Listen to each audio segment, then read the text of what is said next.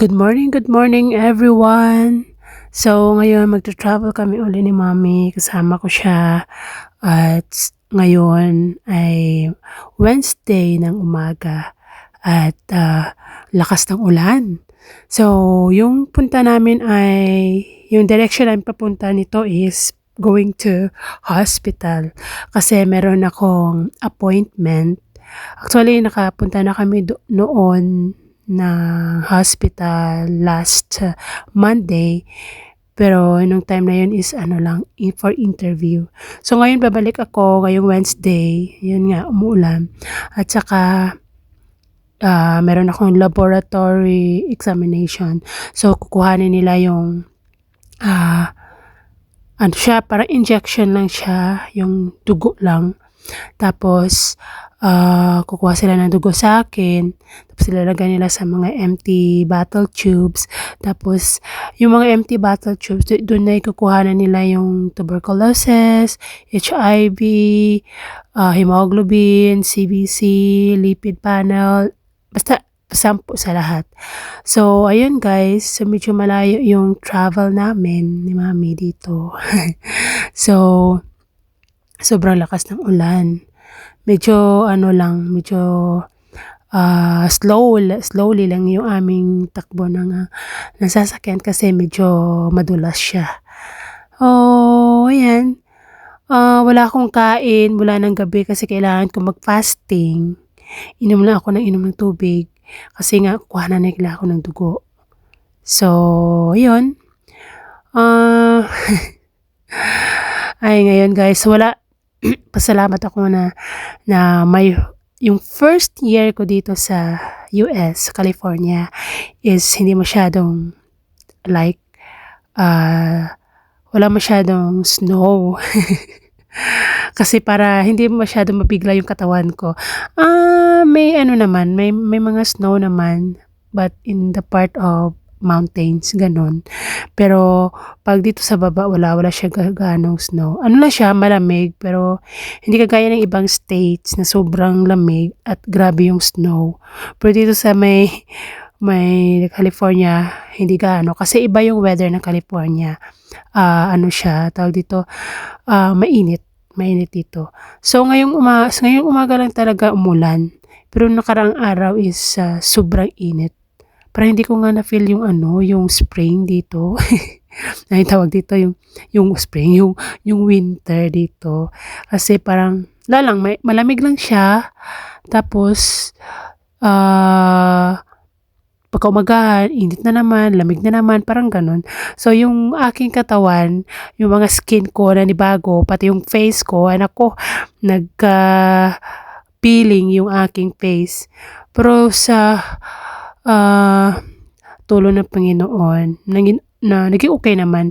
At saka, hindi ako masyado ngayon, parang hindi ako masyado nagkaroon ng, tawag dito? Yung nangangati, kasi nung sa Thailand ako, pag malamig, lahat ng katawan ko nangangati. Pero dito sa US, hindi masyado. Hindi ako masyado nangati. Parang nag-dry lang yung mga skin ko, tapos namamalat-malat yung skin ko, namumula yung mga skin ko, parang sobrang hapde. Tapos sinabihan ako ng friend ko, palitan ko yung yung cream na nilagay ko sa face ko, yung parang moisturizer. Yun nga, gumagamit ako ng moisturizer dito. Kaiba yung weather nila dito kasi sobrang dry. Tapos dito ko na rin naranasan yung mga tawag dito, yung dumudugo yung ilong ko, kasi pati yung ilong ko nababother, laging dried. So binilan ako ni Mami ng Vaseline. Every time na saan ako pupunta, dadala-dala ko yun, yung Vaseline na yun.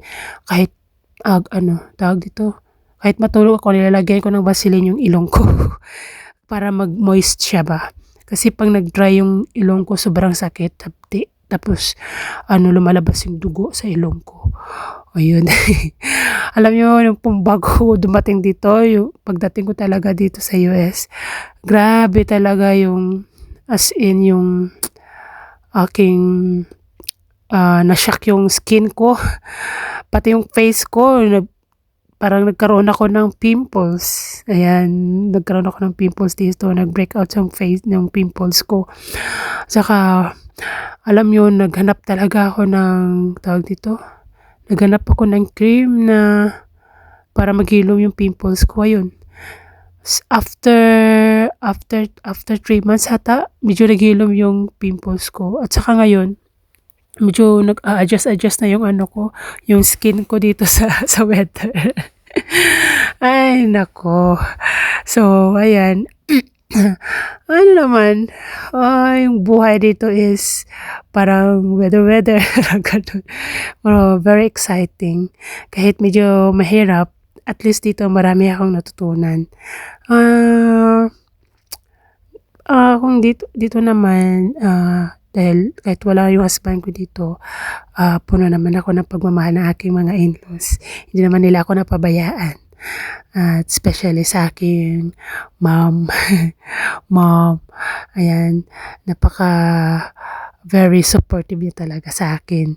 So ngayon, yun, dinala niya ako sa hospital ngayon para pa-check up. At saka ako nga pala, meron na rin pala akong insurance. So alam niyo, nung bumili ako ng gamot is free lang, wala akong binayad. At saka wala din akong binayaran na pang check up, free lahat. Meron akong insurance na. So, ayun. Ano pa? Yung ano lang, ang dito, yung medyo nahirapan lang ako dito is like, lahat ng mga kailanganin mo, like for doctors, everything na mga need mo, at kailangan mo mag-contact na kung saan na mga need mo munang tumawag at appointment. Yun lang pinagkaiba dito. At, ayun. Kahit mahirap, at least, meron naman learning, di ba? Ayan po, hanggang dito na lang yung aking video. Next time ulit. Bye!